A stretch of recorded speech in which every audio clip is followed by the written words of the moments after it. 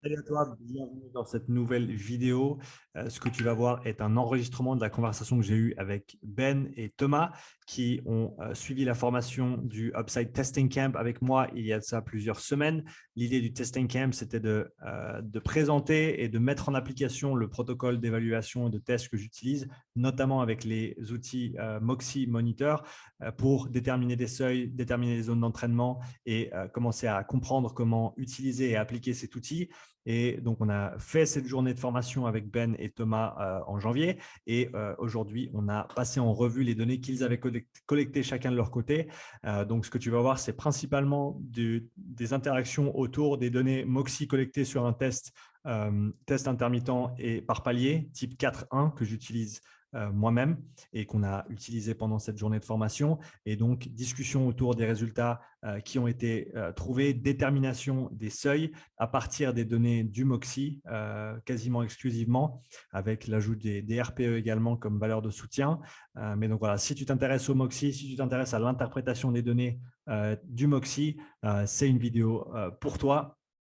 Quoi qu'il arrive, laisse-nous un petit like, un petit commentaire si tu as des questions et également laisse-moi le savoir si tu souhaites voir plus de vidéos comme celle-ci sur l'interprétation des données à l'avenir. Ça, c'est quelque chose que je fais souvent et que je ne serais pas opposé à faire pour la chaîne. Donc, n'hésite pas à me mettre un petit mot, mais sans plus attendre, c'est parti avec Ben et Thomas. Salut Thomas, Salut les gars, comment Salut ça Thomas. va? ça va et vous? Ça va bien, en pleine forme. Ben, tu as jusqu'à 16, 30, c'est ça? 16h30, 16h30. exact. Ouais. Alors, on va faire ce qu'on peut dans ce temps imparti. Et si on a d'autres choses à revoir plus tard, on pourra toujours se refaire une séance sans problème. Donc, comme on en avait discuté lors de la journée du camp de testing, le but, c'est de revoir un petit peu ce qu'on a fait pendant la journée. Si vous avez des questions, maintenant que vous avez eu le temps de digérer un petit peu tout ça, d'y réfléchir, on peut discuter de tout ça de manière un petit peu libre. Et puis aussi revoir, si vous avez eu l'opportunité de le faire, le temps de le faire, revoir les résultats que vous avez collectés avec vos tests respectifs et ce que vous en avez tiré, comment vous les avez interprétés.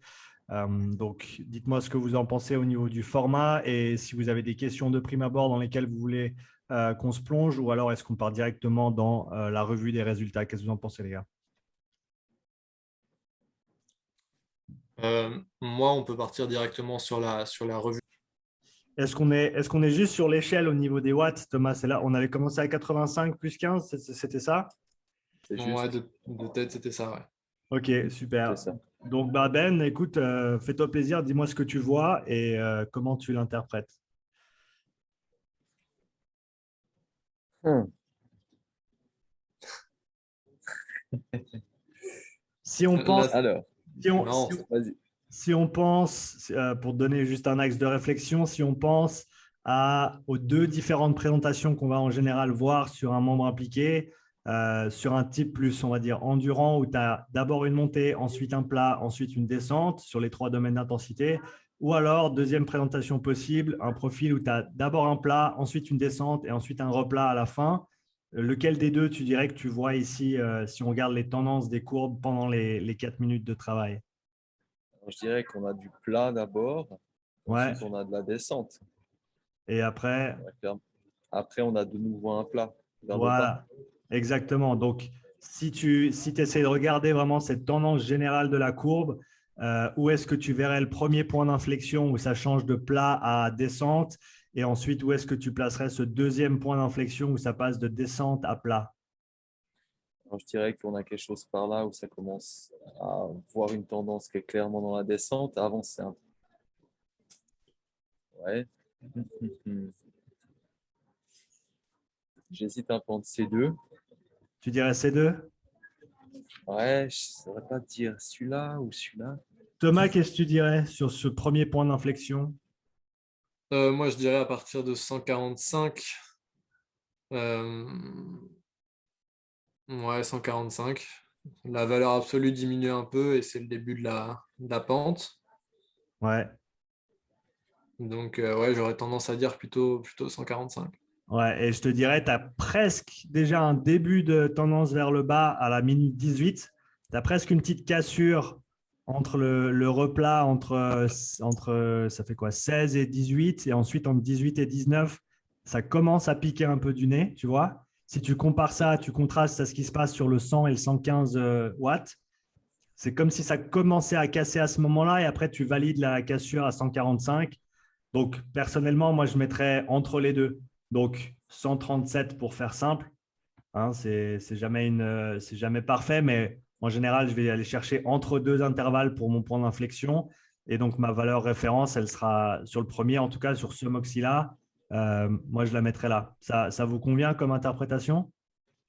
Ouais, OK. Vois, là, on voit je pense que tu prends cette petite plante-là comme premier point d'inflexion. C'est la cassure Et à la puis minute 18. À pile poil là, 18 minutes, tu as une petite cassure. Juste avant celle-là, ouais, là, tu es à 19, là, tu es à 18,45. Reviens pile hein, poil sur. Ouais, tu vois cette petite cassure-là? ouais, À voir si on la retrouve peut-être sur les autres Moxie. C'est ouais. possible. Là, tu vois, il a été juste sur la limite et puis boum, c'est parti vers le bas. Mais pour être sûr, tu la mets à 137. Et de toute façon, le but, c'est vraiment d'avoir une valeur référence. Quand tes athlètes vont s'entraîner en zone 2, ben, ce 137 watts, ça va être la valeur supérieure. Et de toute façon, tu veux jamais qu'il soit pile poil sur la bordure parce que ça n'a pas nécessairement d'intérêt. C'est vraiment en dessous de cette valeur que les adaptations se passent, voire même 10 watts en dessous si tu veux être au milieu de ta zone Fat Max, en sachant que ton Fat Max, il va coïncider avec ton lactate minimum. Donc, si on mettait une courbe de lactate là-dessus, eh ben, on verrait, je pense, le premier point d'inflexion notoire ou le plus 1 millimole à 145. Tu verrais le départ des valeurs de repos. Donc, ça veut dire que si tu veux maximiser tes adaptations au niveau métabolique, eh ben, tu vas vouloir être un petit peu en dessous. Tu vois, tu veux jamais de toute façon être pile poil sur ta limite.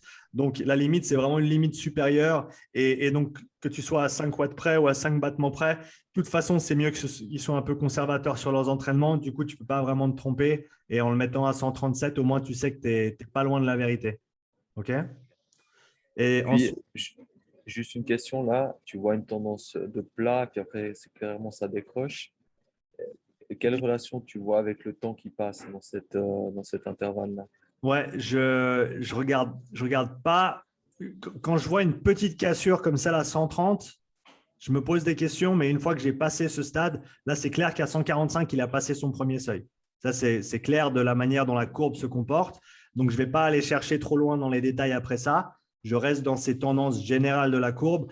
Ce qui se passe après la première, c'est dur à dire parce que tu regardes le 160 et tu as aussi ce petit rebond. Donc, tu as de toute façon du bruit dans ces données. Donc, tu as de toute façon, et c'est ça qui est difficile, c'est faire la part entre qu'est-ce que la courbe te dit vraiment et qu'est-ce qui est juste du bruit en fait. Donc, est-ce qu'à 130, c'est peut-être juste du bruit à la minute 18? C'est possible aussi. Tu vois, est-ce qu'il a remis un coup de pédale alors qu'il n'y avait pas grand-chose qui se passait et ça a fait que ça se présente comme ça? C'est possible aussi. Mais quoi qu'il arrive, notre interprétation à 137, on n'est pas loin de la vérité. OK? Et ensuite, si on passe sur le deuxième plat, Je dirais que ça commence ici. 190 watts, ça atteint plus ou moins ce deuxième plateau. Thomas, t'en penses quoi? ouais, je dirais que ça commence à se stabiliser à la fin du 190. Donc, pareil, je couperai la poire en deux et je mettrai 200.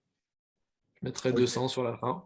Ouais, là, tu pourrais soit mettre 200, soit tu pourrais même revenir un peu en arrière et mettre 185, tu vois. Ok.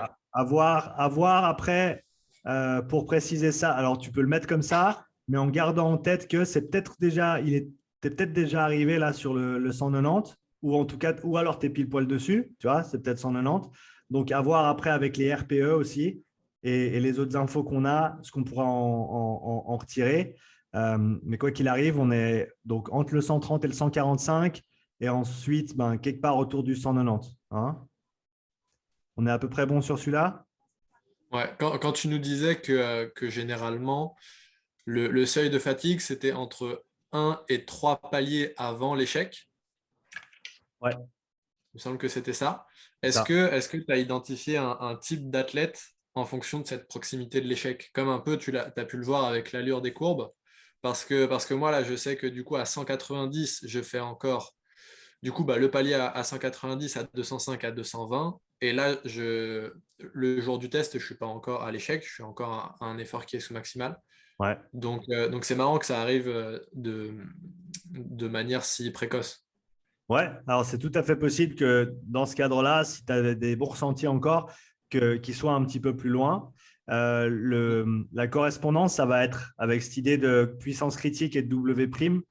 Donc, plus tu as un W', donc une capacité au-delà de ton seuil de fatigue qui est élevé, et ben, plus tu vas pouvoir tolérer de charge au-delà de cette valeur. Cela étant dit, ça dépend aussi bien sûr en gros, c'est en kilojoules que tu comptes le W'. Et donc, ça va être la quantité de travail effectuée en dessus de ton seuil de fatigue. Donc là, on a des paliers de 15 watts. Donc, si on fait un petit calcul rapidement, là, tu es à 100. Disons que si on plaçait ton seuil de fatigue à 200 watts, et ben ton 205 watts, il t'a coûté quoi? Il t'a coûté 5 fois 240 parce que 5 watts au-dessus de ton seuil de fatigue pour 240 secondes. Ouais. Donc, il t'a coûté 1200 joules. Et puis, ton 220, il t'a coûté 20 fois 240. Donc, 4800 joules plus 1200 joules. Tu n'es qu'à 6000 joules total. Donc, 6 kilojoules, en sachant qu'un W' en règle générale, pour quelqu'un de non entraîné ou quelqu'un qui est, voilà, qui est pas grandement entraîné, ça va tourner entre 12 et 15. Donc, Ok. même si tu étais au-dessus de ton seuil de fatigue, le fait qu'on ait fait des paliers qui étaient assez petits, ça veut aussi dire que tu ne vas pas grignoter autant. Tu vois, donc, pour quelqu'un qui Ok. fait des paliers plus grands, eh ben, ça fait que sur chaque palier supplémentaire, ça fait beaucoup plus de kilojoules qui sont utilisés. Et donc, tu vas arriver plus rapidement à ces valeurs de 15, voire 20 kilojoules avant d'atteindre l'échec. Tu vois ce que je veux dire? Ouais, tout à fait. En sachant que du coup, on n'a pas non plus la donnée de recharge de ce W' qui est Exactement. propre à la tête. Ok. Exactement. Yeah. Ouais, c'est tout à fait juste. Donc, ça, c'est un paramètre à prendre en compte. Ça, c'est des trucs où tu peux t'amuser sur toi, sur tes athlètes, à voir, trouver leur puissance critique W', faire ces tests et pouvoir prédire presque, en connaissant leur seuil de fatigue et la quantité de travail qu'ils peuvent effectuer au-delà, de prédire à quel intervalle ils vont s'arrêter en, Ok. en connaissant la quantité de travail qu'ils arrivent à effectuer au-dessus. Ben, on passe au graphique suivant. Ouais.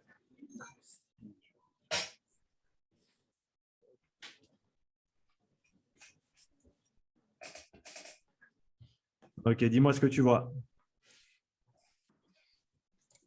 Alors, le Moxie 2, il était placé. Alors, je ne vais pas jouer, essayer d'aller dans un endroit, mais Normalement, sur le ouais, quadrille. certainement sur le quadri. Je vois des données qui ont l'air un peu spéciales. Qu'est-ce que tu veux dire par spécial? Euh, hop, hop, hop. Là. Cette descente, donc. Non, spécial dans le sens où là, je vois de nouveau ce palier dont on parlait juste avant, Ouais, ici, et puis qui se corrèle avec. Là, un petit peu différent par rapport à celui du haut. ouais, Je dirais qu'ici, on arrive gentiment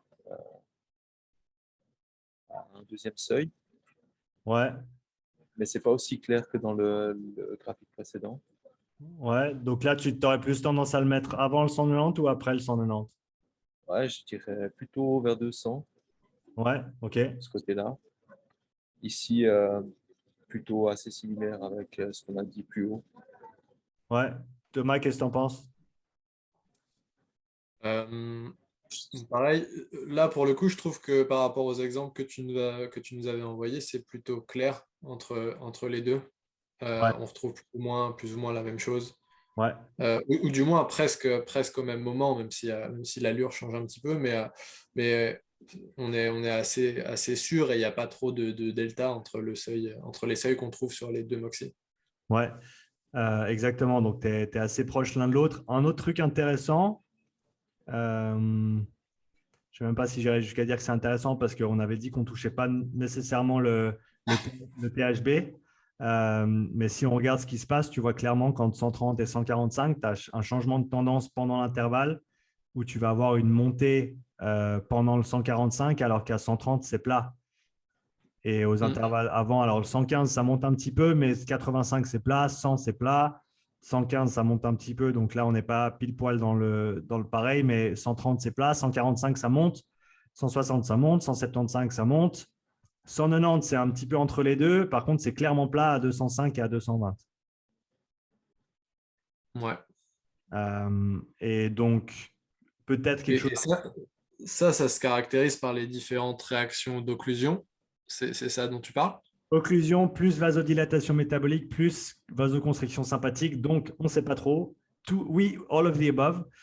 Donc, ça ne nous dit pas qu'est-ce que c'est, mais ça nous dit juste qu'il y a des patterns qui se retrouvent un petit peu, même au niveau du volume sanguin, qui sembleraient venir, on va dire, confirmer ce qui se passe au niveau opposé, c'est-à-dire au niveau de l'oxymétrie.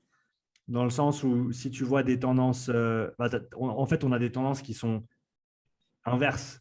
C'est-à-dire qu'un plat, un plat égale un plat, mais ensuite une montée égale une descente. Tu vois ce que je veux dire? Et donc là, ça montre à peu près la même image que ce qu'on voit sur le SMO2, mais dans l'autre sens. Et si on part du principe que ça veut dire qu'il y a un reflet entre les deux, qu'on est principalement dans de la réponse de vasodilatation et qu'au-delà de ton seuil de fatigue, tu ne peux plus vasodilater plus parce que c'est littéralement ça. Ta puissance critique, elle est hautement corrélée à ta capillarisation, ton niveau de capillarisation des fibres de type 1. Donc, en gros, une fois que tu as dépassé ton seuil de fatigue, ta puissance critique, tu n'as plus rien à ouvrir. Tu n'as plus de tuyauterie. Ta tuyauterie, elle est ouverte au max et il faut simplement que tu deals avec ce que tu as de dispo. Tu vois ce que je veux dire? Donc, si on prend ce raisonnement-là, ça semblerait cohérent que, au-delà de ton seuil critique, tu n'as plus de capacité à donner plus, à amener plus. Tu donnes déjà le maximum que tu puisses donner. Tu vois? Ouais. Une question que je voulais te poser, moi, par rapport à cette capacité à générer de la tension. La vasoconstriction sympathique et la vasodilatation métabolique, ce sont des composantes qui sont peut-être un petit peu plus progressives à se mettre en place. Je ne sais pas ce que tu en penses, alors que le fait de générer de la tension et donc d'observer des réactions de compression ou peu importe comment on les appelle, c'est quelque chose qui est beaucoup plus marqué dans le temps. C'est mécanique. Après, Ouais. la vasodilatation, elle va être extrêmement rapide aussi. Tu as plusieurs mécanismes, mais quoi qu'il arrive, ça se passe très, très vite. Tu as même des signaux électriques qui se propagent le long des vaisseaux sanguins et qui font remonter l'information des capillaires musculaires vers les artérioles et les artères pour leur dire hey, les gars, on a besoin de jus, donc ouvrez les vannes.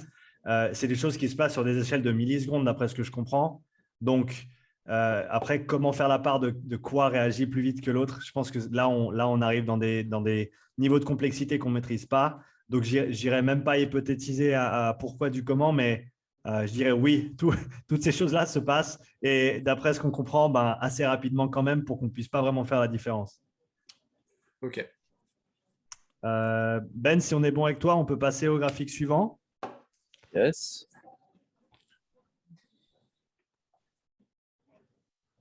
Donc là, c'est notre troisième moxie qu'on avait passé sur les ischios, c'est juste. Thomas. C'était épaule. Le troisième, c'était épaule. Le troisième. Et le quatrième? On en avait mis 3. On en avait mis 3. D'accord. Alors, on a épaule ici. Ben, dis-moi ce que tu en penses.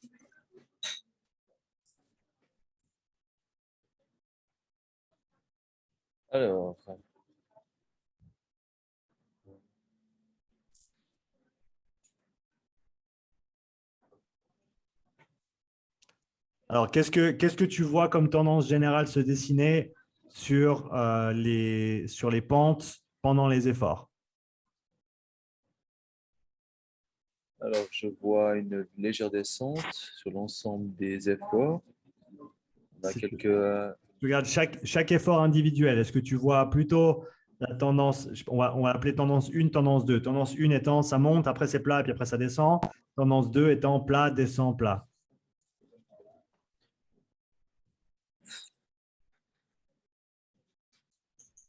On a un Moxie 4, donc je pense qu'on avait peut-être mis Moxie 2 4. épaules. Non, on n'avait pas 2 épaules, on avait un Michouri. Ok, alors, mais qu'est-ce que tu vois sur le 85 watts, par exemple? Qu'est-ce qui se passe? 35 watts. Ici, donc, le premier, Ouais. ça reste plutôt stable. Il n'y a pas de pente ni de descente. Si on regarde sur la courbe bleue, donc, hein, Ah, ok, la excuse-moi. entre la minute 1 et la minute 5. Alors, on voit une descente au départ et puis ça monte. Ça monte, ok. 85, ça monte. 100, Attends. Ah, putain. clique à Désolé, les côté. gars, j'ai cliqué 1 million de fois déjà. Alors, laisse le 100 de côté, ça monte. Le 115, 115, on a un plat, ensuite ça monte. ça monte. 130, On a un plat un peu plus prolongé, ensuite ça monte. voilà. Ah, Donc là, on voit déjà on a du plat, du plat, du plat, de la montée, de la montée, de la montée. Ensuite, ça tourne sur du plat à 130. là, 130, ensuite ça descend. Et puis ensuite, on voit cette même vers 145, du plat, ensuite ça descend. Ouais, te soucie Yes, pas ouais. des petits pics à la fin et des petits pics au début. Vraiment cette portion médiane. Donc, où est-ce que tu vois la grande différence se dessiner entre on va dire, on va prendre entre 115 et 145 sur ces trois intervalles-là. Où est-ce que tu dirais que tu vois un changement de tendance? À l'intervalle 130. Ouais, entre 115 et 130. Thomas, tu vois la même chose? Ouais. Ouais, donc là, on a un muscle non impliqué, donc à prendre en considération, mais peut-être de manière un poil plus légère que le reste, ou pas, si on se dit qu'on a vu sur les deux membres actifs, sur les deux muscles moteurs, on a vu cette petite cassure à 130 qui potentiellement pouvait illustrer ce changement d'état interne. Et là, si on a un troisième qui nous confirme à 130 qu'il semblerait qu'on ait déjà changé de tendance par rapport à ce qui se passait avant, eh ben, ça peut peut-être nous faire bouger notre interprétation de 137 à 130. Dans le sens où là, le 130, il fait déjà partie du domaine d'intensité élevée. Tu vois, on a déjà passé cette tendance de monter à plat. Donc, étant donné que ceux d'en dessus à 130, ben, on a vu la cassure, mais on n'était pas vraiment, on ne s'est pas prononcé dessus, c'était peut-être du bruit, on ne savait pas.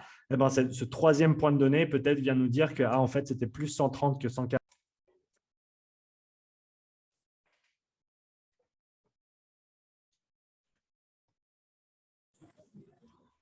Ok, on est de retour. Ben, je te laisse repartager ton écran. Autorise. Ouais, tac, vas-y.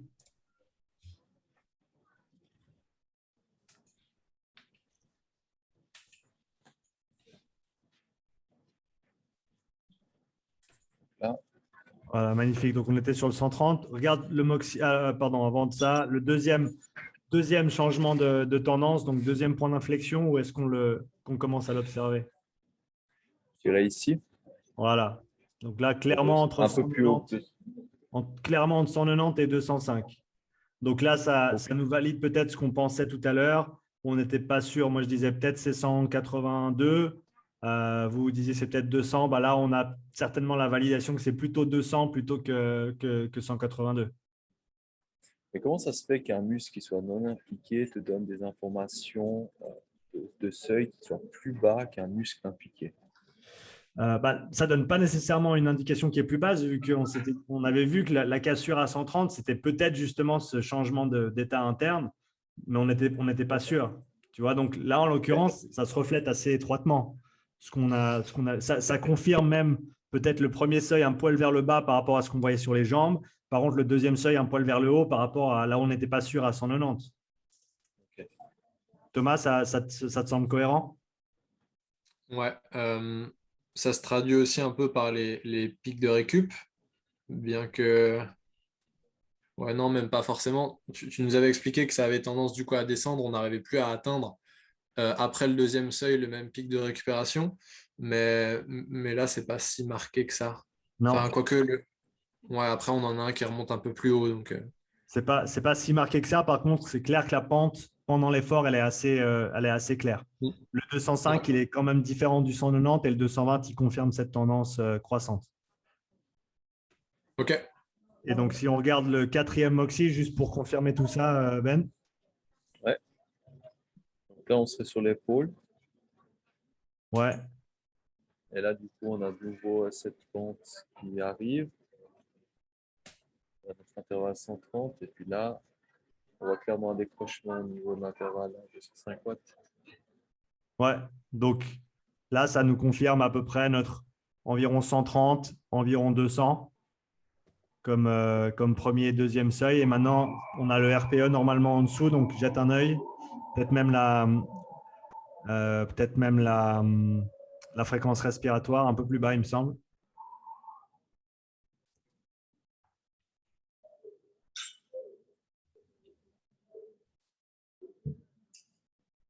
Patience, patience.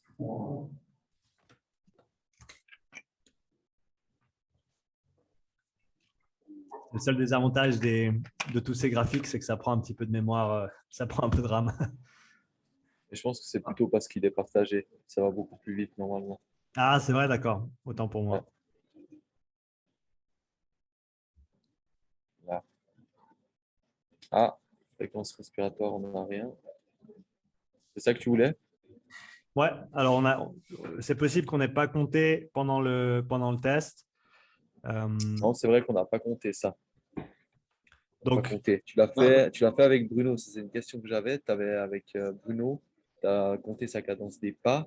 oui, Et puis, la fréquence respiratoire, c'est le VO2 qui l'a calculé ou c'est toi qui l'as fait? si j'ai le Ah, mais VO2 max. moi, j'avais pas le VO2. Non, Thomas, toi, tu avais le VO2. Si, moi, j'avais le VO2. Hein. Alors, la fréquence respiratoire, elle sera sur les graphiques respiratoires après. Je descends. Ouais, descends. T'as combien? Tu m'as dit jusqu'à 16-30, Ben? Ouais, Ce qu'on peut faire, Thomas, si ça joue pour toi aussi, on finit de regarder la fiche de Ben avec les données. Alors, tu as peut-être utilisé ma fiche Moxie uniquement euh, au lieu d'utiliser ma fiche complète avec les données respiratoires aussi. Donc, absolument. c'est pour ça que tu n'as pas les données respiratoires. Donc, ça, tu pourras toujours les sortir sur l'autre feuille que je t'ai donnée. Et puis, on pourra les regarder ensemble une prochaine fois. Et ce sera intéressant de voir. Mais reviens voir sur le RPE. Maintenant que tu es en train de tout remonter, je t'embête. Mais de ce Pas de qu'on souci. disait, le premier seuil, on avait dit à combien de RPE environ? Entre combien et combien en général? Entre 4, 4, 5. 4, 6. Ouais.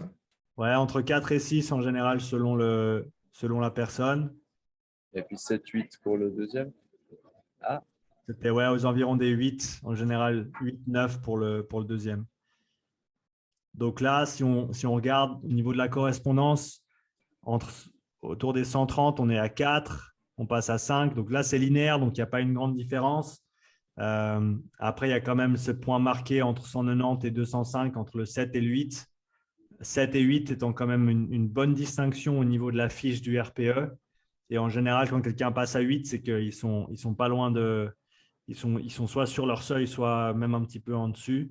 Ou en tout cas, ils sont rarement en dessous. Ils sont rarement en dessous. Donc là, il semblerait que tu vois, il te restait encore du jus à celui d'en dessus. Donc, tu n'étais pas tout à fait au bout, mais on était quand même pas loin de la vérité, à mon avis, avec ce 130 et ce 200. Ouais. Qu'est-ce que vous en pensez, les gars? encore besoin de me perfectionner sur ce que veulent dire toutes ces données. Ouais, c'est clair que Clairement de mon côté. comme tu l'as vu, de toute façon, faut en voir, faut en manger, faut les revoir.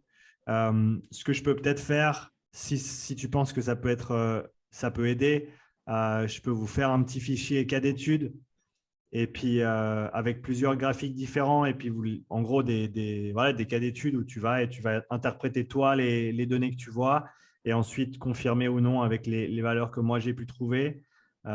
Si ça vous paraît intéressant ou des exercices que vous voulez faire, on peut en discuter. Je peux vous mettre ça à dispo Je peux vous mettre ça à dispo. Je pense que c'est sympa s'il y a des fichiers. Ce que je voulais dire aussi, c'est de bien comprendre qu'est-ce qu'on est en train de mesurer et puis de pouvoir savoir voilà, quoi regarder. Après, ça, c'est mon étude personnelle, je pense. Ouais. Après, j'ai fait des tests aussi de mon côté. Je les ai aussi un peu analysés en utilisant le VO2, comme je t'avais dit. Et puis, c'est sympa de pouvoir voir ce qui se passe en mettant dans la fiche du VO2. Et puis, quand je fais la corrélation entre ce que je regarde sur le graphique et puis le test, le rapport de test du VO2, ça se présente plutôt pas mal. OK. De ce côté-là, c'est chouette. Donc, je n'ai pas trop de problème à me dire, OK, où est-ce que ça se trouve, mais plutôt qu'est-ce qu'on est en train de mesurer. Tu vois ce que je veux dire? Là c'est assez clair. On est vraiment en train de mesurer ces points d'inflexion pour déterminer les seuils, pour déterminer les zones d'entraînement. Donc là, c'est vraiment un peu le b.a.-ba et la première chose, à mon avis, à ressortir de ces tests-là, c'est au grand minimum pouvoir donner à nos athlètes et aux clients avec lesquels on travaille des références précises sur quelles intensités ils doivent utiliser pendant leurs différents entraînements. Donc, c'est vraiment à ce niveau-là que cette interprétation, elle joue au début. Et après, comme on a vu, pour parler de différents systèmes et de différentes interventions par rapport à différentes présentations, là, ça nécessite malheureusement plus de matos. Comme toi, vous l'avez, le VO2 Master, de pouvoir voir comment la personne respire. Une chose intéressante peut-être à noter que j'utilise de plus en plus pour justement juger de quoi adresser en premier, surtout si vous avez le VO2 Master et la VO2 Max. Et ensuite, vu que vous avez les seuils, vous pouvez dire à 130 watts, il était à tant de VO2 et à 200 watts, il était à tant de VO2. Et après, prendre ça en pourcentage du VO2 Max qui a été trouvé pendant le test et de prendre l'ordre, trois priorités. Priorité numéro 1, faire en sorte que le premier seuil soit à 75% ou plus de la VO2 max pour un athlète d'endurance en général. C'est des références générales. Donc, la première priorité, si tu vois un premier seuil qui est en dessous de 75% de la VO2 max, c'est ça qu'il faut prioriser. Donc, du travail de base, il n'y a pas assez de travail à ce niveau-là. Ensuite, si ça c'est bon, si c'est acquis, tu passes sur le deuxième seuil et tu veux 85% ou au-dessus de ta VO2 max. Et si ça, c'est bon, tu veux pousser ta VO2 max vers le haut. Donc là, déjà, tu as une feuille de conduite, si tu veux, une fois que tu as tes seuils et que tu as le pourcentage de VO2 max au seuil ainsi que la valeur maximale, tu as déjà une fiche. Quoi prioriser. Tu sais quoi prioriser de manière assez simple et intuitive. Enfin, pas intuitive, mais assez simple. Voilà, premier seuil, 75%, deuxième seuil, 85%, VO2 max vers le haut. Et il semblerait que si tu suis cette approche, déjà, au moins, tu sais quoi travailler en premier. Même sans nécessairement devoir avoir tous les systèmes en détail, etc. Simplement avec la distribution des intensités, des seuils. Et donc, tu peux déjà donner des zones précises et ensuite une priorité de travail pour la personne. Tu vois ce que je veux dire? Oui, absolument. Super. Et juste par rapport au retest que toi, tu proposes avec tes athlètes, est-ce que tu peux essayer d'imaginer la même feuille de conduite avec des pourcentages de battements? Alors, tu veux dire des pourcentages de fréquence cardiaque max? Ouais. J'ai les deux sur la feuille, donc tu peux faire les deux. Le problème, c'est que les pourcentages de VO2 max, ils vont être intéressants parce que c'est une charge globale et interne aussi. La fréquence cardiaque ne reflète pas nécessairement la même chose que la VO2 max. Donc, Okay. Et en plus de ça, tu as le concept de réserve de fréquence cardiaque parce qu'on ne commence pas à zéro de VO2 de fréquence cardiaque. Donc, tout le monde ne commence pas au même point, tout le monde n'a pas la même amplitude. Donc, il y a cette difficulté supplémentaire à mon avis. Mais ce que je ferais, c'est, vu que tu as les données avec le VO2 Master, c'est de prendre ces données-là, de les observer, mais de ne pas les juger encore. Et une fois que tu as 10, 20, 30 tests, tu regardes, est-ce qu'on voit des correspondances entre pourcentage de VO2 max, pourcentage de fréquence cardiaque max ou pas. Et ensuite, pouvoir te dire, est-ce que je peux simplifier et que prendre pourcentage de fréquence cardiaque max? À mon avis, ça ne marchera pas. Donc, la priorité pour vous qui avez le VO2 Master, ça va être plutôt d'utiliser des pourcentages de VO2 max que des pourcentages de fréquence cardiaque max. Parce que, encore une fois, on ne prend pas ces pourcentages comme pour donner des… c'est pas comme si on prenait 70% de la fréquence cardiaque max pour déterminer ta zone 2.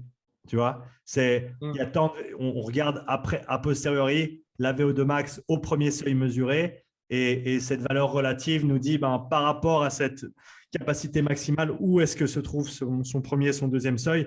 Et ça nous permet juste d'orienter les entraînements, mais pas nécessairement de les calibrer. C'est les seuils qui te calibrent les entraînements. C'est le pourcentage de VO2 max qui t'oriente sur quoi travailler en premier. Ouais, tout à fait. Ça a du sens? Ouais. Ok, super. Ben, c'est bon? Oui, c'est bon, merci. Magnifique. Alors, je te laisse. Partager.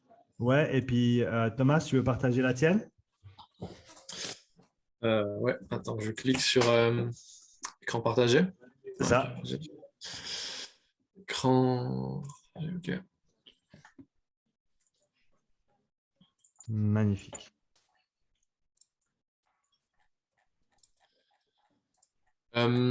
Tu voulais qu'on regarde la spirométrie un peu au début ou pas? Ou on se cantonne aux données du MOXIE? C'est comme tu veux. Si tu veux rapidement regarder la spirométrie, Ça dépend du temps. on a 20 Juste minutes encore. Alors, faisons le MOXIE d'abord et ensuite, on peut regarder la spirométrie si on a un petit peu de temps. De toute façon, s'il faut, Ben, j'enregistre. Donc, si tu rates un petit peu sur la fin, tu sauras où trouver l'enregistrement. Pas de souci. Super. Alors, Thomas, explique-nous. Tu as remis un petit peu tout ça au propre, je vois ça, c'est cool. J'avais juste noté quelques trucs hier soir après la conversation qu'on avait avec Ben, histoire d'avoir deux, trois références. Ouais, Et ouais, j'avais refait des graphiques parce que comment dire, en fait, Ben m'avait partagé le fichier avec les données VO2 que tu lui avais envoyé. d'accord. Et moi, je ne sais pas pourquoi ça ne voulait pas s'ouvrir. Du coup, je me suis amusé à refaire les graphiques et au final, c'était pas plus mal Ouais. parce que ça m'a permis de voir exactement comment toi, tu avais paramétré tout ton fichier. Ouais. Et c'est bien parce que c'était intéressant. D'ailleurs, j'aurai 2-3 questions là-dessus après. Du coup, fréquence cardiaque max 167 BPM, dernier palier 280 watts. On avait fini avec un RPE de 9. Ça, on verra après. Du coup, forcément, j'ai rien de rentré, donc j'ai plein de vides. Ouais. Pour la fréquence cardiaque, du coup, avec Runalize, j'avais, si j'arrive à l'ouvrir, un DFA alpha 1 qui avoisinait les 0,75 un peu après 25 minutes. Ouais. Et ça correspondait avec le départ à 200 watts. Le fichier HRV Logger commence après 20 ou 30 secondes, donc il n'y a pas de délai de ce côté-là. Donc j'avais mis 200 ici, seuil 1. Je ne sais pas si ça vous paraît beaucoup ou pas par rapport à ce que tu as l'habitude de trouver, mais ça corroborait un petit peu ce que je voyais après. Là, j'ai renoté des valeurs que j'avais vues que toi, tu référençais. Ouais. Donc fréquence hors repos, amplitude cardiaque avec plus de 100 battements de différence. Ouais. C'est difficile de voir une zone où il y a peut-être plus à travailler vu que ça fluctue, sauf peut-être au tout début où ça récupère un petit peu moins de battements. Mais ici, à la fin, on est à 32, là à 29, donc c'est compliqué d'identifier. Et là, je voulais surtout votre avis à tous les deux parce que je n'arrivais pas à savoir si on pouvait déterminer ça comme un plateau ou pas, là, à cet endroit-là. En sachant que 167, moi, ça me semblait comme une valeur un petit peu basse par rapport à ce qu'on a l'habitude de voir. Est-ce que là, du coup, il n'y aurait pas un plateau alors qu'on n'en est peut-être pas à une intensité maximale encore et on voit que ça arrête d'augmenter sur cette donnée-là? Alors, la première question, elle va être pour Ben. C'est Ben, est-ce que tu connais ta fréquence cardiaque max en vélo? Je crois qu'on en avait déjà parlé.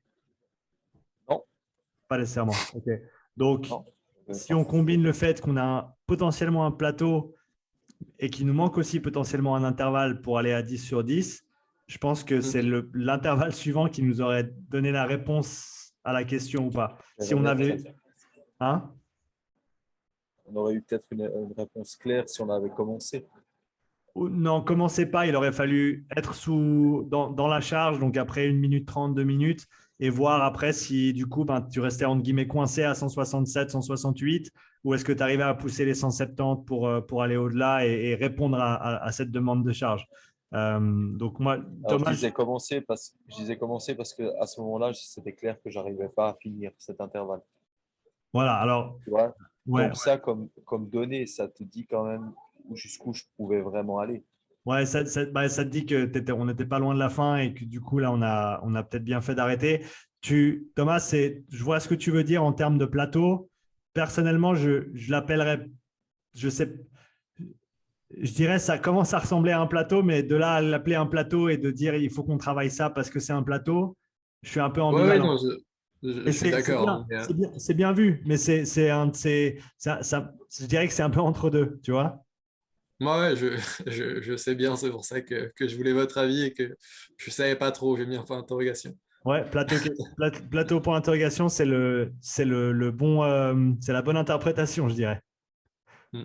Dans tous les Euh, cas, les gars, dans ce genre de cas, je fais plus de vélo. C'est bon. Comme ça, c'est bon. On est clair, je fais plus de cardio, il n'y a pas besoin de vélo. euh, et du coup, après Moxie, Ouais, donc moi, dans mes souvenirs, on avait 3 Moxie, hein, les gars, on n'en avait pas 4. Je suis ok, presque sûr de moi. Donc moi, j'en ai que 3 en tout cas. ok. Euh, et Moxie 1, du coup, c'était vaste externe droit. Donc là, j'ai une tendance plate, descendante et descendante plus, enfin, je sais pas trop. Là, ça a l'air de se stabiliser sur la fin, mais je doute que le dernier, enfin, que le seuil de fatigue soit passé de 180. Hein. Donc moi, j'aurais tendance à l'interpréter en là, quand je vois ici ce que j'avais noté. euh, Là, j'ai une baisse de valeur absolue et je vois que ça commence à descendre. Là, j'enlève ce que j'ai dit. Moi, je le mettrais plutôt à 180. Là, j'ai une pente descendante. Donc là, premier seuil. J'hésitais en fait parce que là, il y a un petit. Il y a quelque chose qui descend un peu plus, de manière un peu plus marquée. Ouais. Et je mettrais le deuxième plateau quand la pente descend de manière plus accrue. Tu le mettrais à 260 du coup? Je le mettrais. Je le mettrais à 200, je le mettrais à 250. Ouais. Je pense À que 250. toujours partir sur des entre-deux, à moins que potentiellement dans le cas précédent où tu vois la cassure qui se passe pendant l'intervalle. En général, ça va être Ouais. entre deux changements de charge interne et ben, externe, mais interne aussi. Et donc, j'aurais tendance à toujours essayer de placer le seuil entre deux intervalles que tu as effectués. Donc là, comme tu l'as dit, 250, ça me paraît cohérent par rapport à ce qu'on voit. Et pour le premier, rappelle-moi où tu le mettrais? Je le mettrais à 180 pour le coup. À Je le mettrais. 180. Et si tu dois le mettre Ouais. entre deux, est-ce que tu le mettrais à 170 ou à 190? Non, je le mettrais à 190. Pourquoi? Parce que, quoique. Centre-toi sur le 180 et lequel est plus différent des deux autres. Est-ce que 180 est plus comme 200 ou Ouais. il est plus comme 160? Ouais, il est plus comme 200. Il est plus comme 200. Ouais. Donc, si on prend ce raisonnement-là, ton 180 et ton 200, ils sont d'un côté de la ligne et ton 160, il est de l'autre. Ok, oui. Et puis de toute façon, tu disais qu'il fallait peut-être être plus conservateur quant au fait de déterminer le premier seuil. Donc, ok. Ben, qu'est-ce que tu dis?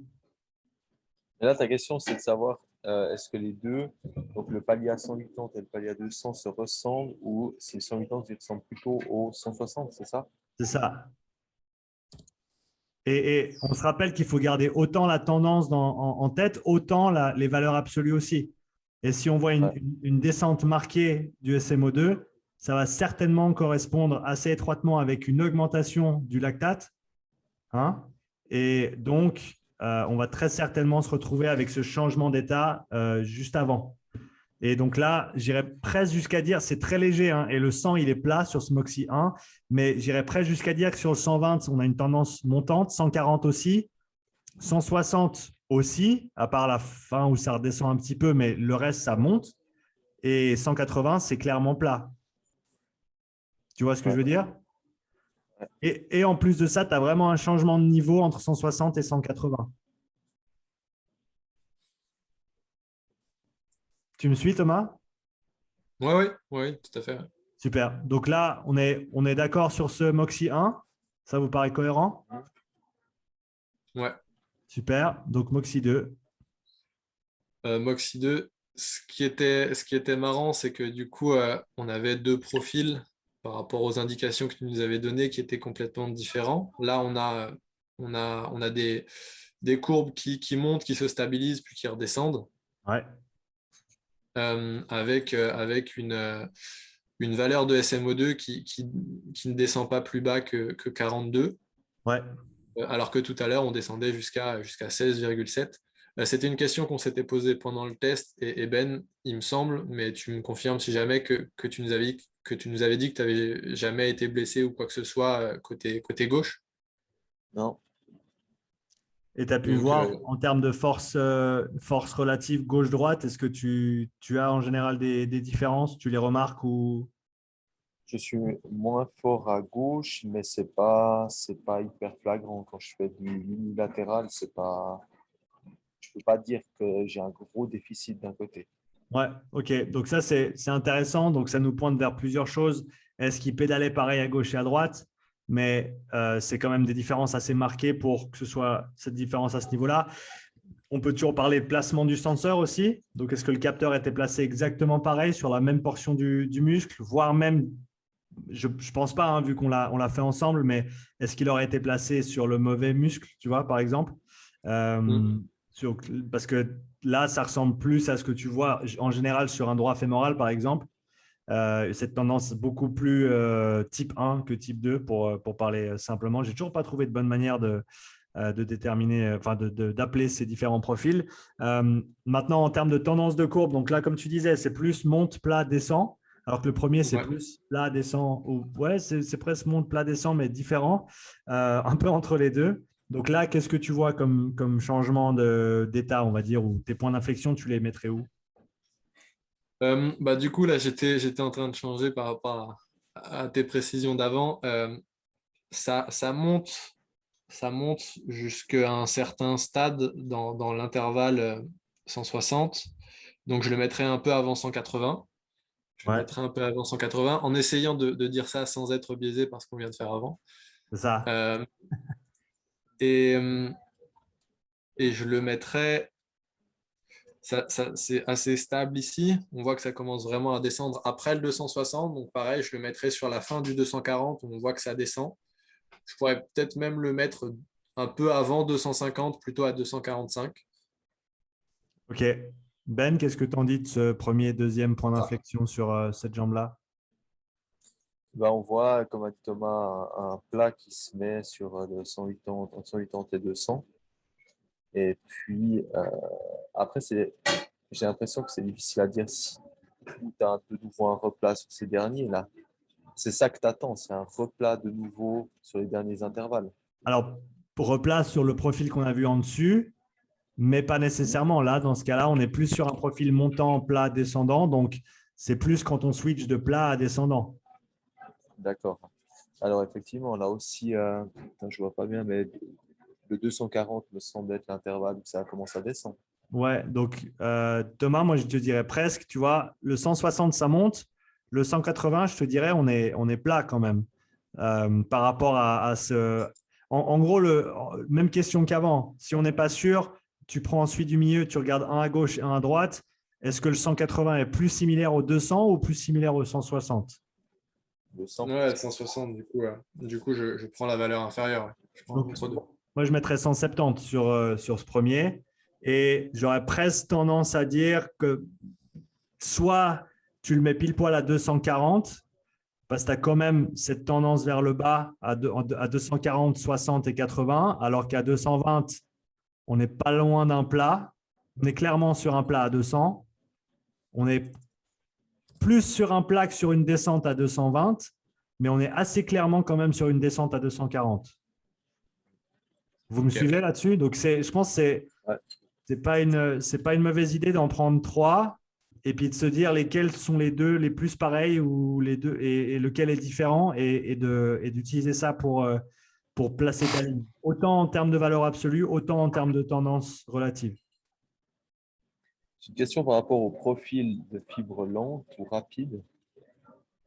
Est-ce que tu fais d'autres tests pour déterminer chez l'athlète son type de fibre? Par exemple, saut, façon de sauter? Pas actuellement. Non. Pas actuellement pour un, manque de matériel, deux, manque de connaissances spécifiques dans le domaine et trois, manque de temps. Et je pense que si je travaillais par exemple de pair avec quelqu'un qui maîtrise bien les plateformes de force et qui connaît bien tous les protocoles dans ce monde-là, ça pourrait être super intéressant comme facette complémentaire pour un profil complet.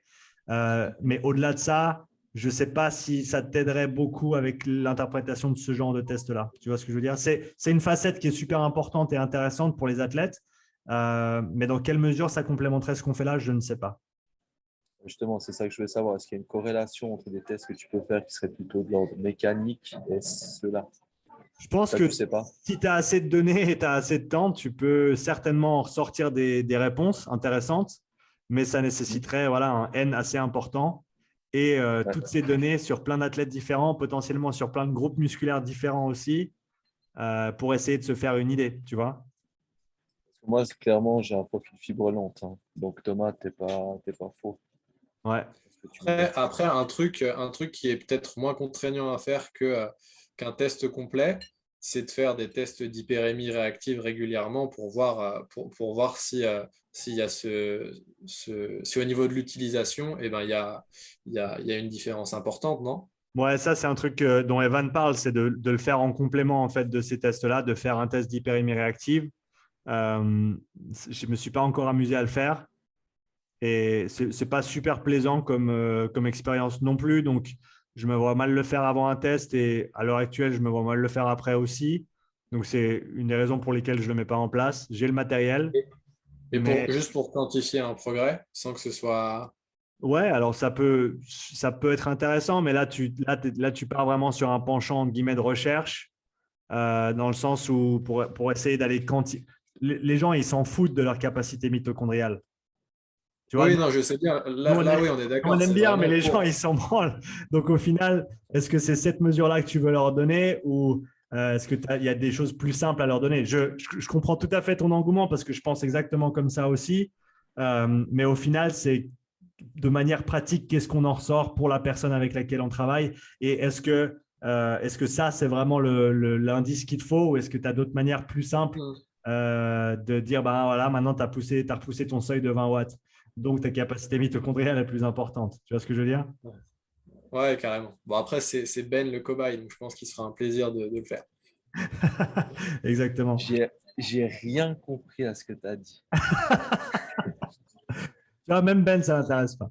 Ou alors peut-être ça intéresse, mais ce sera à creuser la fois prochaine. Vas-y sur le Moxie 3 et on regarde ce qui se passe là.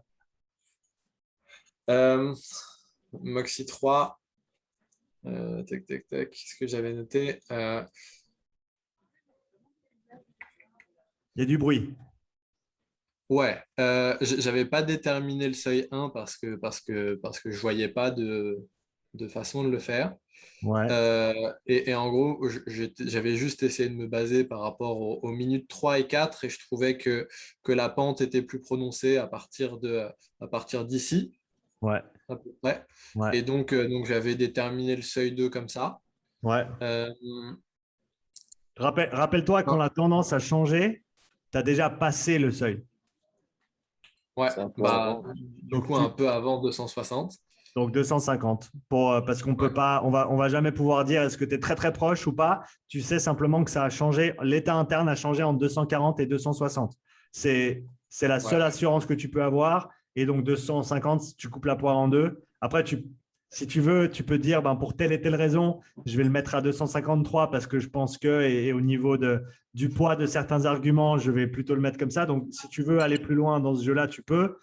Mais au final, à quel point c'est pertinent plutôt que de dire ben, de là à de là, c'est différent. Tu vois ce que je veux dire? Ouais, ouais, ouais, complètement. Après, autre question que j'avais, alors comme tu dis, est-ce que c'est du bruit ou pas? Mais en gros, à partir de ici environ. Là, en gros, ma 19e minute, c'est le début du repos. Et sur chaque repos, exactement sur chaque repos, j'ai une baisse du SMO2. Et j'ai le SMO2 qui monte après, soit sur la fin, enfin qui se met à remonter, soit sur la fin du repos, Ouais. soit sur le début de l'intervalle. Et ça, dans la scorecard de Daniel Crumbach, il avait associé une baisse de SMO2 pendant le repos à un déficit d'apport respiratoire. Est-ce que je peux en tirer ça plus ou moins comme conclusion ou pas? Que veut dire le déficit d'apport respiratoire? Bonne question. Donc, c'est parce que du coup, je n'arrive pas à apporter de l'oxygène à ce moment-là alors que j'en ai besoin. Après, au niveau de à quel niveau ça se passe, je ne sais pas. Mais au niveau des données, si je lis la scorecard de manière un peu bête et disciplinée, c'est ce qui ressort en tout cas. Ouais, j'ai toujours pas eu de réponse quant à, pas de ta part, hein, enfin pas de ta part, mais pas non plus de la part du protagoniste intéressé, de qu'est-ce que ça voulait dire un déficit respiratoire, déficit d'apport respiratoire. Je sais toujours pas ce que ça veut dire. Je sais toujours pas ce que ça représente dans le corps. Donc personnellement, moi je l'ai lâché parce que si ça veut rien dire, je peux pas l'utiliser. Euh, Après, il y a toute la question qui est, et ça c'est infiniment plus compliqué que ce qu'on peut faire avec nos outils-là, c'est toutes les dynamiques de gestion de la pression sanguine et des différences qu'il peut y avoir au moment de commencer l'effort, au moment d'arrêter l'effort.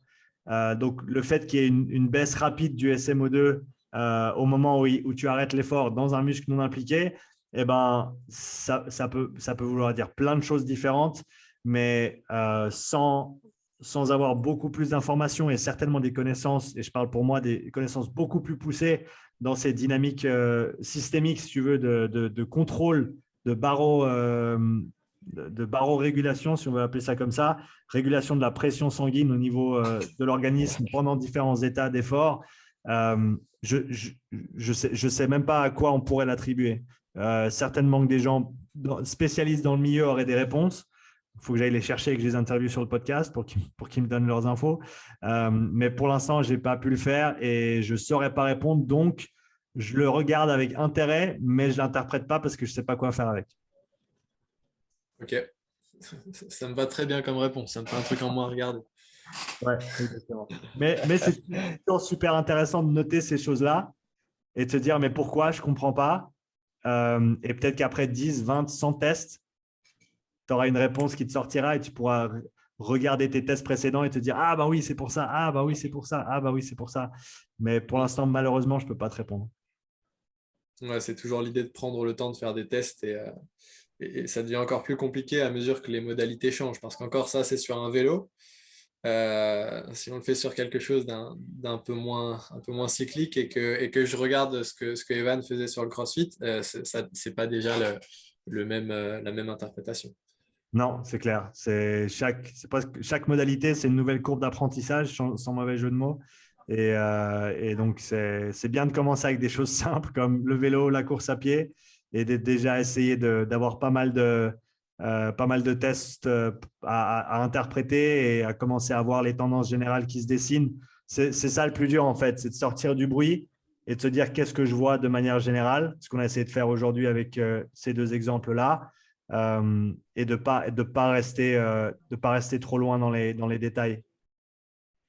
C'est Ouais, dur. C'est dur parce qu'il y a beaucoup de bruit de toute façon. ouais, Bon, les gars, ouais. je dois juste vous laisser. Ça Donc, marche, Ben. merci à vous. Hein. Je suis en admiration devant tout ce que vous savez, ce que vous mettez en pratique là. Quand je serai grand, je voudrais être comme vous. Et, Chaud. ah, ah, c'est top. Et puis, merci encore, Sean, pour les infos. Je m'y plonge petit à petit. Donc, je commence à comprendre de plus en plus de choses. Et c'est cool. Et, Super. merci d'avoir fait la formation aussi, Thomas. Merci aussi pour tout ce que tu m'as apporté. Et, je me réjouis d'échanger encore par la suite là-dessus. Et puis, à très bientôt. Ben, faut qu'on se voit pour le rapport de Bruno aussi, hein, c'est ça? Oui, absolument. Ok. Tu me proposes des dates ou je te propose des dates? Je t'écris après. On va D'accord, essayer de placer quelque chose semaine prochaine, si je d'accord. peux, si je peux. Et puis, je t'envoie des dates juste après. OK? Ça roule. Super. Merci beaucoup. Super. Ciao les gars. Merci À Ben. À plus. bientôt. Ciao, ciao. Salut Ben, à bientôt. Thomas, si tu voulais continuer sur quelques détails, on peut prendre encore quelques minutes avec plaisir. Ouais, avec plaisir. Carrément, ça dépend de ton emploi du temps. Ce que j'avais regardé un peu, du coup, euh, ça c'est ce que tu m'avais envoyé. J'ai regardé un peu les amplitudes de récup. Ouais, Euh, ça, ça correspondait à ce que tu expliquais aussi. Donc, le côté droit, on avait vu le côté qui utilisait le plus l'oxygène. Je ne sais pas s'il y a c'est une corrélation, mais en tout cas, on a une amplitude, enfin, on a une récupération plus prononcée que là, ouais, les cases grises. ouais. Euh, tac, tac, tac. Bon, après, moi, j'étais toujours resté sur mon THB qui variait un petit peu plus, mais on l'a déjà abordé. Ouais, J'avais rajouté la déoxyhémoglobine aussi. ouais, intéressant. Et pareil, donc je l'avais fait sur la moyenne de la 4e minute. Mhm. Vu que j'ai vu que c'était ce que tu utilisais la plupart du temps. Donc là, je trouvais que là, par contre, j'ai peut-être été un peu biaisé par rapport à ce que j'avais estimé avant parce que j'étais parti sur 200 et là, j'avais vu une tendance qui montait à 200, donc j'étais reparti là-dessus. Ouais. Là, je vois que c'est plat. À 180, ça devient plat. Donc là, on a un premier point d'inflexion. On en a un second ici où ça remonte sur le vaste. Si, Ouais. désolé de te couper, si tu vas regarder la désoxy, pour moi, la désoxy, je ne sais pas dans quelle mesure je lui fais confiance parce qu'on commence à mélanger le THB dedans. Donc, il y a ce potentiel d'erreur qui est introduit. Mais encore une fois, je n'ai pas mon taux, on va dire mon niveau de confiance, mon score de confiance, il est à 50% sur le THB. Donc, Ok. ça peut être super intéressant, ça peut ne pas être pertinent du tout à mon avis. Dans ce cas-là, ce que je te dirais, c'est désoxyhémoglobine. Tu sais qu'elle va être inversement corrélée, bien sûr, avec l'oxygène, donc avec la Mm. quantité d'oxygène absolue qui est disponible, étant donné que c'est la quantité d'hémoglobine absolue qui n'a pas d'oxygène. Et donc, théoriquement, au niveau le plus bas de désoxyhémoglobine, c'est là où tu vas retrouver les valeurs d'oxygénation maximale. Oxygène max qui dit fat max, qui dit lactate min. Oui. Donc, milieu de la zone 2 ou dans la zone 2 parce que c'est là où tu vas être dans ton fat max en fait. Et là, ce qui ressort pour moi sur la deuxième jambe, c'est clairement ce point à 140-160 qui semblerait être entre 140 et 180, qui semblerait être cette zone de désoxyhémoglobine minimale et donc d'oxygène max et donc certainement de fat max aussi. Ok. Tu vois ce que je veux Ok, dire? ok, ouais, je vois. Ouais, complètement, ouais.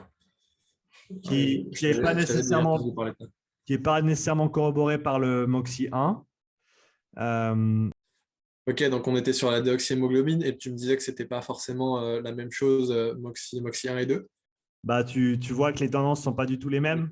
On voit clairement ce point d'inflexion minimum ou cette zone minimum entre 140 et 180 sur le MOXIE 2, alors Ouais. que tu ne vois pas du tout la même chose sur le MOXIE 1. Et la tendance montante, du coup, tu pourrais la, l'associer à quel seuil? Je ne sais pas si je l'associerais. Ok. J'irais presque jusqu'à dire, et il y a le biais de confirmation de ce qu'on a fait avant, euh, Oui. mais j'irais presque jusqu'à dire que ton MOXIE 2, il semble correspondre à ce qu'on a vu en termes de premier seuil et de zone 2, zone fat max, alors que les autres ne semblent pas nécessairement corroborer ces interprétations-là. Après, quoi en faire exactement? Encore une fois, je pense qu'une fois que tu as fait 10, 20 profilages et que tu as toutes ces données côte à côte, là, tu peux commencer à peut-être sortir des tendances. Ouais. Mais donc, je fais 50%, comme je t'ai dit avant. Ok. Et bon, après la déoxy, ce sont les pentes que c'était dans ton fichier, ça. Pour le coup, c'est pas Ouais. moi qui ai touché. Euh, Après, quand j'ai refait le fichier avec le VO2, euh, j'avais vu que Daniel Crumbach faisait des rapports entre les VO2 et les autres systèmes. Je ne Mhm. l'avais pas vu dans celui que tu avais envoyé à Ben. Est-ce que tu l'utilises, ce rapport VO2 fréquence cardiaque ou même d'autres volumes courants en fonction du VEMS 1? Volume courant en fonction du VEMS 1, ça je l'interprète dans ma fiche en disant ton volume courant idéal, il est à 80%, 85% de ton VEMS 1. Et après, je vais comparer ta valeur moyenne maximale du test en volume courant à cette valeur-là et te donner un score. Est-ce que tu es très proche? Donc, tu exploites bien ton volume. Est-ce que tu es bas? Est-ce que tu es très bas? Mais tu pourrais exploiter ton volume à une certaine plage d'intensité et pas à une autre. Ouais, bien sûr.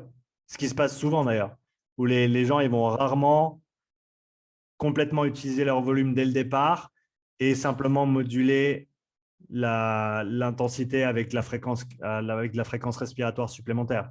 Ce qui, idéalement, alors théoriquement sur le papier, c'est ce qui serait idéal.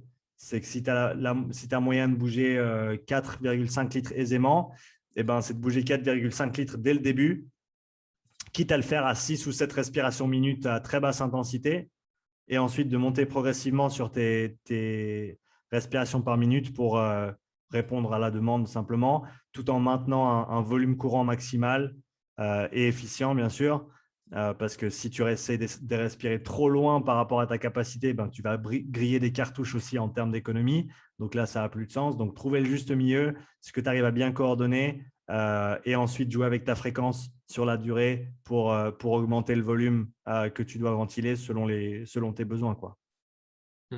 Et, euh, et ça, c'est pas évident à faire. Et ce que tu disais, ce que tu expliques souvent, c'est une question de conscience, je pense, et ça se développe. Et c'est pas évident de savoir quelle stratégie, à quel moment mettre en place pour respirer de manière adéquate en fonction de l'effort que j'essaie de produire. C'est ça. Mais de manière générale, je pense que la recommandation générale de respirer plus profondément et respire moins vite ou moins fréquemment, c'est toujours une stratégie. C'est une bonne simplification d'une recommandation à donner, on va dire. Ok. Sauf évidemment si stratégie de course particulière ou quoi que ce soit, comme on l'avait mentionné, ce qui était très intéressant. Je ne sais pas ce que tu veux regarder après, si tu veux qu'on parle recommandations d'entraînement par rapport à ce qu'on a vu ou pas. Si tu as les données VO2, on peut regarder les pourcentages et si tu as d'autres questions, sinon on peut les aborder maintenant. Les données VO2, je ne les ai pas. Ben n'avait pas le VO2, on avait utilisé Clem aussi. Ouais, ok. Alors, du coup, comme on avait dit, hein, à partir de ces données-là, tu as maintenant les distributions d'intensité. Tu sais quoi recommander en termes d'intensité d'entraînement. Donc là, il faudra que tu mettes à jour tes valeurs de puissance. Et puis, à partir de là, quoi recommander à l'athlète? Qu'est-ce que tu avais en tête, toi, en termes de… En fait, c'est presque ça le plus dur. C'est ça, bon… je pense qu'à force de faire des tests, on commence à, comme tu l'as dit, à identifier des tendances et à se faire la main. Du coup, moi, je suis forcément influencé parce que je suis ce que tu fais. Donc je vais reprendre presque les mêmes protocoles d'intervention que tu as l'habitude de donner. Mais je suppose que ce ne sont évidemment pas les seuls. Et c'est dur en prenant en compte tout le contexte de l'athlète, la spécificité de la tâche et ce qu'on voit, ça fait énormément de choses à mixer pour réussir à avoir un truc cohérent. C'est clair, c'est très, très dur. Et depuis que je m'intéresse à tout ça et que je fais ce genre de test, je me suis plongé dans l'entraînement en cyclisme et j'ai essayé de digérer un maximum d'infos sur les différents types de séances qui se font, avec quel volume, avec quelles intensités, à quel moment de l'année, pour quelles raisons, pour quel athlète, pour quels événements. Je commence maintenant à m'intéresser à la course à pied, aux différents protocoles qui sont abordés en course à pied pour différentes distances de course. Je veux dire, ça c'est des mondes en eux-mêmes. Tu vois, donc tu vas devoir te plonger dans ces différents sports et voir ce qui se fait, comprendre les différents types d'entraînement. Ah voilà, ça c'est VO2 max parce que donc ça se fait dans cette zone. Donc je peux utiliser tel pourcentage du deuxième seuil pour recommander ces types d'entraînement. Ça va être fait à tel moment de l'année de manière relative au moment de compétition. Donc, il ne faut pas que je recommande ça en février ou en mars alors qu'ils ont leur première course en avril. Donc là, il y a tout ce qui est de la programmation simplement qui rentre en ligne de compte pour le sport de manière spécifique. Et ça, sans connaître le sport, ça va être très, très difficile de le faire, entre guillemets, de manière rapide et simple. Ouais, c'est peut-être pour ça que, si j'ai bien compris, c'est ce que tu fais, d'intervenir dans un premier temps presque en tant que consultant, tu viens aiguiller la réflexion du coach. C'est peut-être ce qu'il y a de plus facile à faire. C'est clairement ce qu'il y a de plus facile à faire et déjà de donner, même si c'est juste cette fiche avec les zones d'entraînement et les seuils à cette personne à ce moment-là dans le temps pour qu'il s'entraîne convenablement, c'est déjà une plus-value qui est super intéressante et que la grande majorité des gens n'ont pas. Et après, au-delà de ça, maintenant que je me suis intéressé au cyclisme depuis un petit moment, j'ai Nico qui fait beaucoup de vélo, qui nécessite un programme spécifique. Donc là, j'ai fait plusieurs consultations avec Tom Bell, un coach en cyclisme, qui m'aide à réfléchir et à moi structurer le programme. Et comme ça, je peux en direct dire, voilà, je pensais faire ça, on a tant de semaines, donc je voyais une séance de base, un bloc de base ici. Ensuite, on part sur du spécifique. Là, il faut qu'il se prépare pour tel ou tel test ou tel type d'effort sur le vélo. Donc, il faut plutôt qu'on travaille sur ce genre de truc. Comment est-ce qu'on organise ces séances-là? Quel type de paramètres on peut utiliser? Quelles variations on peut apporter? Combien de charges tu penses qu'il peut tolérer avec la base qu'il a fait avant? Et ça, c'est des questions que je peux poser en direct avec un référent qui va, lui, me donner son expertise directe et avec toute son expérience d'écrire des programmes de vélo, parce que moi, j'en ai pas écrit énormément. Donc ça va me permettre de faire d'une pierre deux coups, de moi me former à comprendre comment réfléchissent les coachs en cyclisme et deux, à fournir un programme de grande qualité aux athlètes avec qui je travaille. Donc ça, c'est une autre possibilité, c'est de se dire, je vais faire ce test où je vais offrir ce service pour un certain coût. Si la personne veut un programme derrière, il y a un coût supplémentaire de X. Et peut-être que toi, c'est une ressource que tu réinvestis dans une consultation, justement.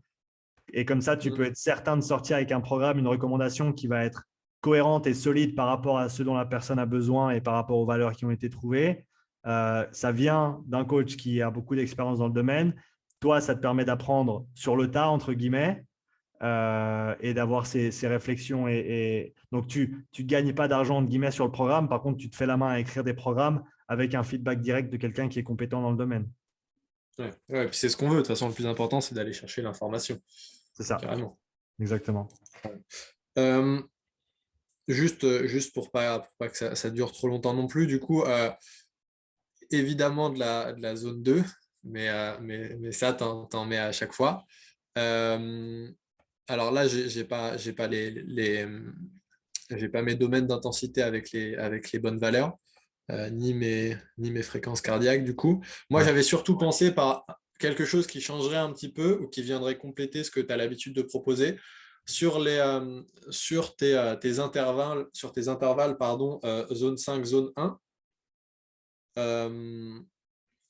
Ou même pas forcément, ou simplement sur des intervalles peut-être plus courts pour travailler ce déséquilibre jambe droite, jambe gauche.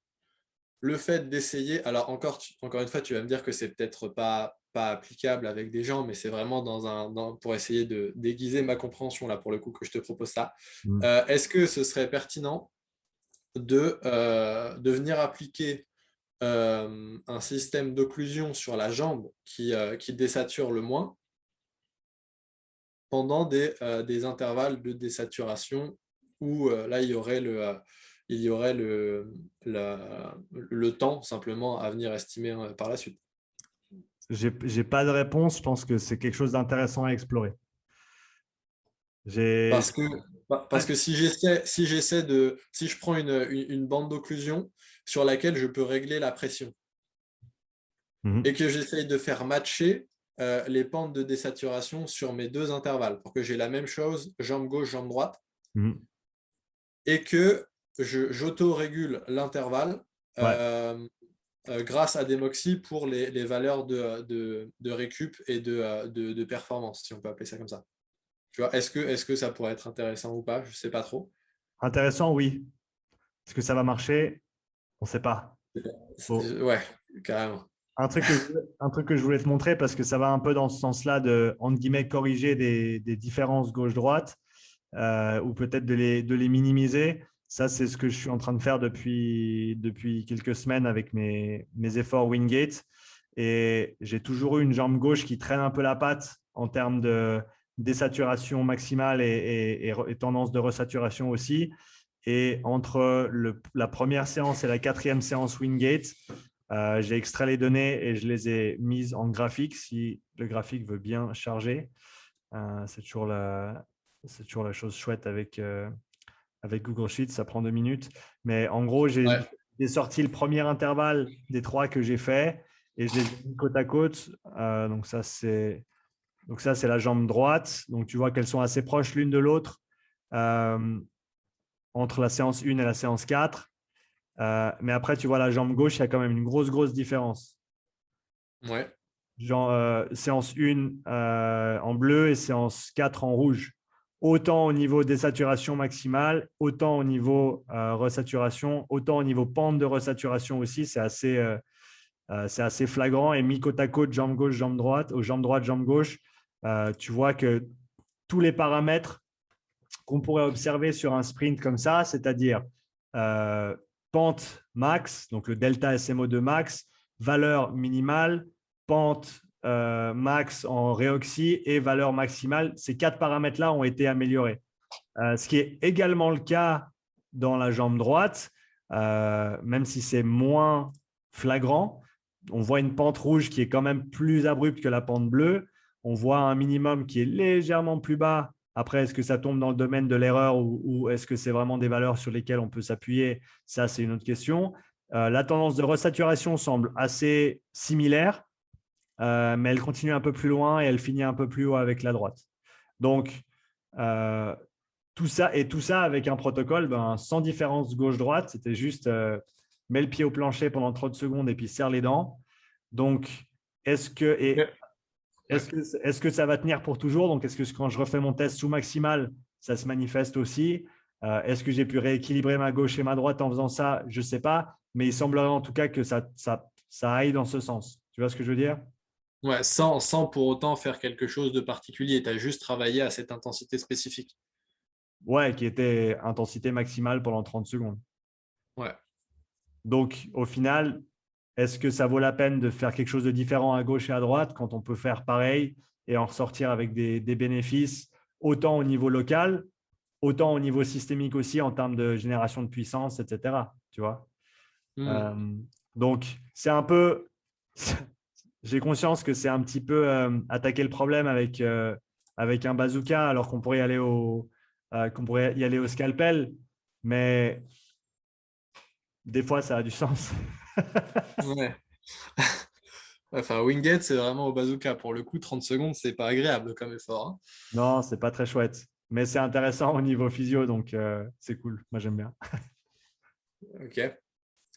Donc ça, c'est pour complémenter ta réflexion sur ces différences gauche-droite et ce qui peut être fait comme intervention. À voir après, comme j'ai dit, si quand je referai mon test, est-ce qu'on voit ces différences se manifester de manière un peu plus… où on voit moins de différences justement gauche-droite que je l'ai vu auparavant. Ce sera à vérifier quand je refais mon test et que je ferai la comparaison des courbes, superimposer les courbes sur les mêmes puissances, etc. C'est là où c'est intéressant de pouvoir faire des tests sur soi. C'est de te dire, je le fais maintenant, après je fais une intervention, je le fais après, je regarde la différence. Est-ce qu'il y a une différence? Est-ce que ça a changé quelque chose au niveau de la perf, au niveau des tendances de SMO2, au niveau du VO2 max, etc. etc. Et plus tu vas pouvoir en faire des cas d'études comme ça et plus tu vas pouvoir te retrouver dans certaines tendances et valider certaines choses que tu as en tête. C'est toujours, de toute façon, recommencer un peu le processus pour toi-même de zéro parce que, encore une fois, combien de zone 2 peut avoir un effet significatif et suffisant pour quelqu'un qui n'en fait jamais? Ça va te prendre en tout cas 8 semaines de tester quelqu'un, leur donner le boulot, s'assurer qu'ils le font, retester derrière, comparer les données, comparer les ressentis de la personne, sa capacité de récupération, son volume d'entraînement, tolérance à l'intensité, etc. etc. Mais c'est le processus scientifique qui fait qu'au fur et à mesure, tu peux être de plus en plus certain de ce que tu avances et être de plus en plus sûr des protocoles que tu vas proposer et recommander. Mais je pense, comme on l'a fait aujourd'hui, déjà savoir à quelle intensité doit s'entraîner la personne, c'est déjà le minimum, quoi. Enfin, sûr de ses interventions dans une certaine mesure, dans le sens où vu que de toute façon l'état de l'athlète change tout le temps, Tu peux être l'intervention qui a marché précédemment n'est pas clair, forcément… mais tu peux être sûr de ce que tu proposes par rapport à ce que tu as vu. Après, c'est Ouais, peut-être que c'était un cas particulier qui a fait que tu ne l'avais pas vu avant, mais tu avais pensé le voir et donc tu n'as pas choisi le bon truc. Mais encore une fois, tu apprends et tu fais mieux la fois d'après. Donc, je pense, c'est ce processus de réflexion en fait, scientifique de base en fait, que tu dois appliquer si tu veux travailler avec ces données-là et travailler de cette manière-là, eh ben, c'est comme ça qu'il faut travailler en fait. Tu n'as pas vraiment le choix et tu ne peux pas vraiment court-circuiter le truc ou faire en sorte de l'accélérer parce qu'il faut le temps de l'adaptation, il faut le temps que l'athlète prenne, il faut que la personne le fasse. Et sur quelques mois, tu vas avoir des réponses et sur quelques années, tu auras encore plus de réponses. Et plus tu avances et plus tu feras ta propre, tu pourras faire les choses à ta sauce parce que tu auras compris pourquoi ça marche, avec qui, dans quel contexte, sur quelle durée, etc. Mais c'est quelque chose qui prend du temps, quoi. ouais, évidemment, et ça vient en expérimentant. Encore 2 ou 3 questions, juste si tu as le temps, je t'embête pas trop longtemps. Alors, j'ai encore Euh, 5 minutes si ça va pour toi. ok, très bien. Est-ce que on avait une hypothèse concernant ce plateau au niveau cardiaque? Est-ce que en sachant ça, tu serais encore plus conservateur quant à ta prescription de seuil 1 pour ta zone 2, tu vois? Est-ce que du coup, je prendrais encore un recul pour m'assurer d'être en zone 2 et surtout pour être sûr d'optimiser le débit cardiaque pour des gens qui sont limités au niveau du système cardiaque, encore une fois? Je ne sais pas si ça a du sens pour toi, ce que je suis en train de Ça a du dire. sens. Je comprends ta question. Je te dirais que ton débit cardiaque, il va déjà être presque maximisé autour de ton premier seuil, surtout pour des athlètes qui ne sont pas très entraînés. Et donc, d'aller plus bas, ça n'a pas nécessairement de sens. L'idée, c'est, de ce que je comprends en tout cas, c'est d'avoir une intensité de travail qui te permette d'engranger le maximum de volume possible sans engendrer de fatigue supplémentaire, donc zone 2, tout en maximisant le volume d'éjection au niveau du cœur. Ouais, c'est pour ça que je te disais ça, parce que j'avais lu, encore une fois, ça doit venir soit d'Evan, soit de quelqu'un d'autre, que les athlètes qui développaient une limitation dans un sens plus cardiaque avaient tendance à avoir des réactions de compression plus précoces, et que du coup, ça pourrait nuire justement à cette optimisation de toute la phase de préload et donc de volume d'éjection systolique. Je pense que ça, Evan, il le disait quand il pensait encore que le THB pouvait être traduit directement par type de compression mécanique ou réaction mécanique au niveau compression. Et, Ouais, peut-être. et donc, de ce que je sais en tout cas, ayant parlé à Evan après qu'il ait changé d'avis là-dessus ou fait évoluer sa perspective sur la question, je te dirais que c'est peut-être plus d'actualité Ok. d'y penser en termes uniquement de compression mécanique.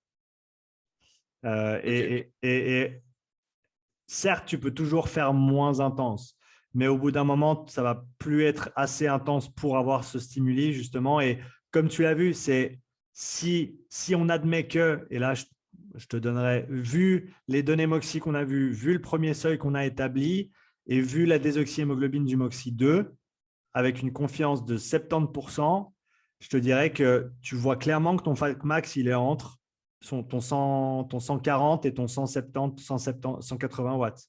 C'est assez clair que c'est dans cet espace-là que tu vas avoir le plus de stimulation au niveau métabolique, au niveau oxydation des graisses, transport des graisses avec de la myoglobine qui est hautement saturée en oxygène, en sachant que la myoglobine, quand elle est saturée en oxygène, elle a plus d'affinité pour le transport des acides gras.